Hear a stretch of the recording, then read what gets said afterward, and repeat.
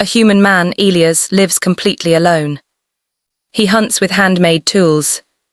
He builds shelters from wood and stone. He talks to no one. The narrator slowly reveals that this forest is not on Earth. It is on a classified alien-controlled world where humans were declared extinct decades ago. Elias believes he crashed here years ago. His memory is broken. He does not remember a ship. He does not remember people. Every day he feels something is wrong.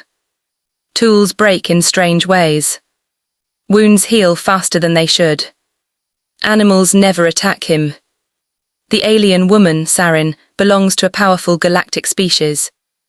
Her race believes humans were too violent, too dangerous to survive. Elias is supposed to be dead. His existence breaks every known record. Sarin notices strange data. Elias adapts faster than expected. He solves problems no alien AI predicted. He shows empathy toward creatures that hunt him. Elias starts building a signal fire, not knowing why. He feels a deep need to be seen.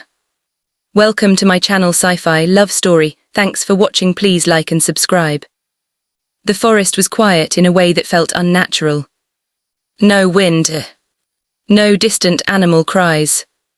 Only the soft sound of a knife cutting into wood.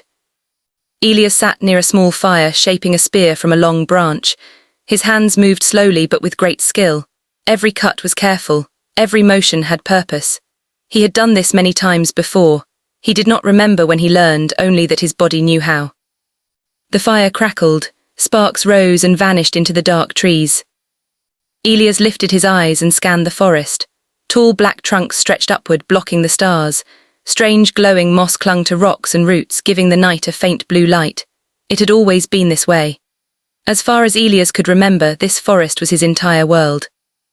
He believed he had lived here for years. Alone. He finished the spear and leaned it against a stone. His shelter stood nearby, made from wood, leaves, and woven vines. It was simple but strong, stronger than it looked. Elias had improved it many times without knowing why. Each version was better than the last. He stood and stretched his sore shoulders. His body was lean and scarred, shaped by constant work and danger. Yet he was stronger than any man should be after living alone for so long. Elias did not question this. He rarely questioned anything. That night, like many others, he felt the same strange feeling crawl across his skin. The feeling of being watched. He turned slowly, eyes sharp, scanning the shadows. Nothing moved, no animals, no glowing eyes, no sound. Still the feeling stayed. Just nerves, he whispered to himself. His voice sounded strange in the silent forest. High above the trees, hidden behind advanced cloaking fields, a pair of alien eyes watched Elias closely. Sarin stood inside a floating observation platform, her hands clasped behind her back. The air around her hummed softly with unseen energy. Transparent screens hovered in front of her, filled with symbols and data flowing endlessly. At the center of every display was one word, flashing again and again. Human. Sarin's skin was pale silver, smooth and faintly glowing. Her eyes were large and dark, reflecting the moving data.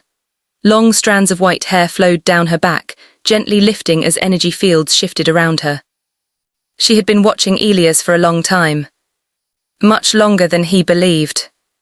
Subject is active, an artificial voice said calmly. Vital signs stable, cognitive patterns unchanged. Sarin did not answer. Her gaze remained locked on the man below. According to galactic records, humanity was extinct. Erased. Declared too unstable to be allowed among the stars. Yet here he was. Alive. Adapting. Existing where he should not. Sarin had been assigned this mission years ago. Observe the human survivor. Record behavior, do not interfere. Do not contact. Those orders were clear. But every day they became harder to follow. Elias woke before dawn, as he always did. His eyes snapped open at the slightest change in sound. His body reacted before his mind. He rolled to his feet, grabbing his spear. A shadow moved near the edge of his camp. Elias froze. His breathing slowed, his grip tightened.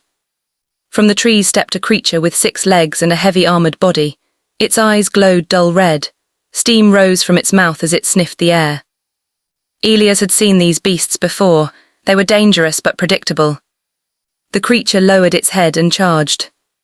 Elias moved. He leapt sideways at the last second, driving his spear into the soft joint beneath the creature's neck. The beast screamed and crashed into the dirt, shaking the ground. Elias finished it quickly.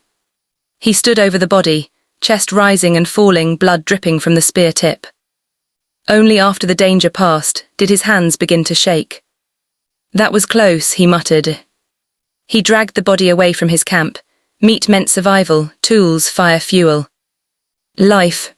Above him, Sarin stared at the data flooding her screens. Reaction speed beyond expected human limits. Accuracy improved by 12% since last encounter. Fear response present but controlled. He's learning, she whispered. That should not be possible. Humans were chaotic, emotional, self-destructive. That was what the record said. Yet Elias survived where no other species could. Later that day, Elias sat by a stream cleaning the creature's hide. The water shimmered with faint colours as it flowed over smooth stones. He stared at his reflection. Sometimes when he looked at himself, something felt wrong. His face was human, he knew that somehow. But the scars, the way his eyes seemed sharper than before, the way his body felt stronger each day, it didn't make sense. He touched his temple. His memories were broken. He remembered pain, fire falling. Then the forest. Nothing before that. Elias frowned. Who was I? He asked the water. The stream did not answer. But something deep inside him stirred, like a locked door shaking under pressure. That night the feeling returned stronger than ever. Elias sat by his fire, staring into the flames. The shadows between the trees felt thicker, heavier. He stood slowly. Who's there? He called. His voice echoed faintly, swallowed by the forest. No answer. He turned in a slow circle. Still nothing. Above him, Sarin's heart beat faster than it should. Subject shows awareness increase, the AI reported. Sarin clenched her hands. He was not supposed to sense her. The cloaking field was perfect. And yet, Elias suddenly looked straight up. Directly at her. Sarin froze. For one terrible moment, she believed he could see her. But then he looked away, shaking his head. Just tired, he whispered. Sarin released a breath she did not realize she was holding. This cannot continue, she said softly. The data no longer matched the old predictions. Something had changed. Something was waking up. Days passed. Elias built new tools, smarter tools. He created traps that worked better each time. He adjusted angles, materials, pressure points without understanding how he knew to do it. Instinct guided him. And instinct came from somewhere. Sarin reviewed ancient human records, old war footage, forgotten history. Humans had always adapted. That was why they were feared. They lost battles, then learned from them. They suffered, then grew stronger. Watching Elias now, Sarin felt something new twist inside her. Respect. And fear. One evening, the forest grew unnaturally silent. No insects. No distant movement. Nothing. Elias felt it immediately. He grabbed his spear and backed toward his shelter. Then the ground shook. Trees snapped like thin sticks. From the darkness emerged a massive predator, larger than anything Elias had faced before. Its skin was thick like stone, its jaws wide enough to crush bone. Elias swallowed hard. This is bad, he said quietly. The creature roared and charged. Elias ran. He dodged between trees, using the terrain, throwing sharp stones to distract it. He led it toward a narrow path where he had placed traps weeks ago, not knowing why. The first trap snapped shut, slicing into the creature's leg. It barely slowed. The second trap exploded with force, throwing dirt and fire into the air. Still, the beast kept coming. Elias stumbled, Pain shot through his side as claws tore flesh. He crashed to the ground. The creature raised its head for the final strike. Above, Sarin watched the survival numbers drop. 5%. 4%. 3%. Her orders screamed inside her mind. Do not interfere. But she could not watch him die. She activated her weapon. A bright blue beam cut through the trees. The predator collapsed in a flash of light and smoke. Elias stared upward, stunned. Blue light reflected in his eyes. I knew it, he whispered, blood on his lips. I knew I wasn't alone. Sarin stepped forward, cloaking field fadding. For the first time in years, a human and an alien looked at each other face to face. And the galaxy held its breath. The blue light faded slowly, leaving the forest burned and silent. Elias lay on the ground, breathing hard. His body ached. Blood soaked his side, warm and sticky, but the giant predator was gone, reduced to smoking remains. Someone stood before him. Not a dream. Not a trick of the light. A tall figure stepped out from the air itself, as if the world had opened for her. Her skin shimmered silver blue. Her eyes were dark and deep, filled with intelligence far beyond anything Elias had ever seen. Strange armor covered her body, glowing softly with shifting symbols. Elias tightened his grip on the spear, even though his arm shook. You're real, he said quietly. The alien woman stopped several steps away. She slowly raised her empty hands, palms open. Yes, she replied, her voice was calm, smooth and clear. I am real. Elias laughed once, a short, breathless sound. I knew it, he said. I knew someone was watching. She studied him carefully, not just his wounds but his eyes, his posture, the way he did not panic. My name is Sarin, she said. I was not meant to reveal myself. Figures, Elias answered. Nothing ever goes the way it's meant to. He tried to stand. Pain exploded through his side. Sarin moved instantly, crossing the distance faster than his eyes could follow. She caught him before he fell. Her touch was warm. Real. Elias froze. You should be afraid, she said softly. Most humans would be. Maybe, Elias replied through clenched teeth, but right now I'm more tired than scared.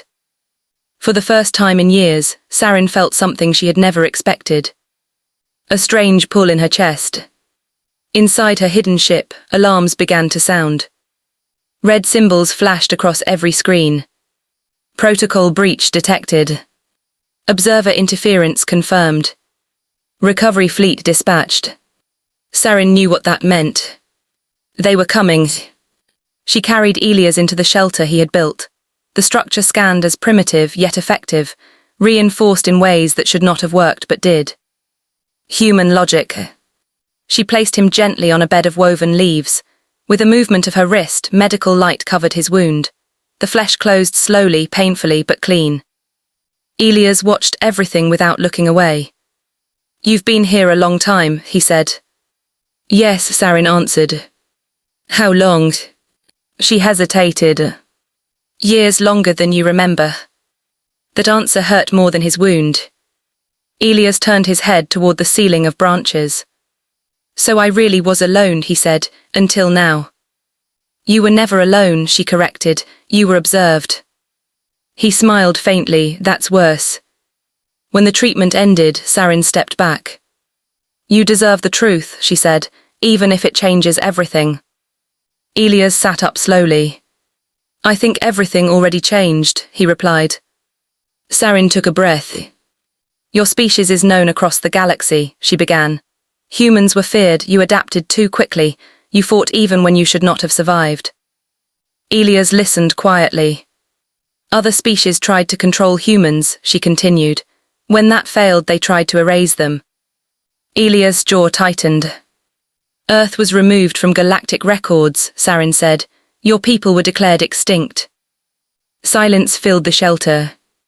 Then what am I? Elias asked. You are an exception, she answered. An experiment, a test to see if humans could change. Elias laughed bitterly. So I was dropped into a forest and watched like an animal. Yes, she said honestly. Elias met her eyes. And did I pass? Sarin hesitated. You exceeded every expectation. The ground shook outside. A low hum filled the air, growing louder with every second.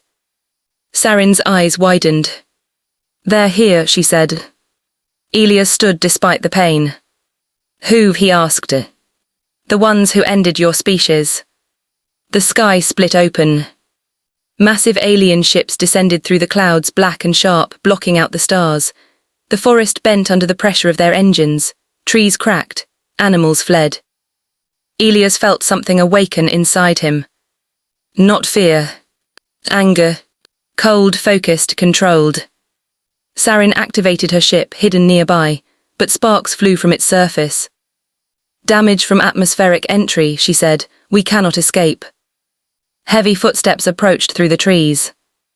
Alien soldiers emerged, tall and armored, weapons raised. A voice echoed from above. Step away from the human, observer Sarin. Elias stepped forward instead. Funny, he said, you talk like I'm not standing right here. The soldiers paused. The commander approached, towering over Elias. You are property, the commander said, a failed experiment. Elias smiled slowly. Then you shouldn't have left me alone to learn. The first shot fired. Elias moved. He grabbed Sarin and rolled as energy burned the ground where they stood. He threw a stone, not at the soldiers but at a tree. The tree fell, crushing one of them. Sarin stared in shock. He's using the environment, she whispered. Elias ran. He led them through narrow paths into traps he had built long ago. Spikes rose, nets fell, explosions triggered. Alien soldiers fell one by one. Their commander watched in disbelief. This is impossible, he growled. He has no technology. No, Sarin said quietly from behind cover. He has instinct. They reached a cliff overlooking the forest. Nowhere left to run. The commander stepped forward, weapon charged. You cannot win, he said. Elias looked at Sarin. Can you escape if I distract them? He asked. Yes, she answered, but you. He cut her off. My whole life I survived alone, Elias said. If this is how it ends, I choose it. He stepped forward. Sarin felt something break inside her. Humans were not dangerous because of violence, Elias said loudly. You feared us because we don't give up. He lunged. The commander fired. Sarin screamed. But Elias did not fall. The energy blast hit his shoulder, burning flesh, but he kept moving. He tackled the commander over the edge. They fell. The commander died on the rocks below. Elias survived. Barely. The remaining ships retreated. Not because they were defeated, but because they were afraid. Sarin rushed to Elias' side. You should be dead, she whispered. He smiled weakly. Guess your records were wrong. She helped him stand. Across the galaxy, data spread. A human had survived extermination. A human had defeated a recovery fleet. A human had protected an alien observer. Days later, Sarin offered Elias a choice. You can come with me, she said. There are worlds where you would be safe. Elias looked at the forest. At the shelter. At the land that had shaped him. No, he said, this world gave me back who I am. Sarin nodded. I will stay, she said. Won't they punish you? Elias asked. They already tried, she replied. They stood together as the sun rose over the alien forest. Somewhere far away, powerful beings whispered Elias' name. Humanity was no longer forgotten. It was remembered. And feared. But this time, it was also respected.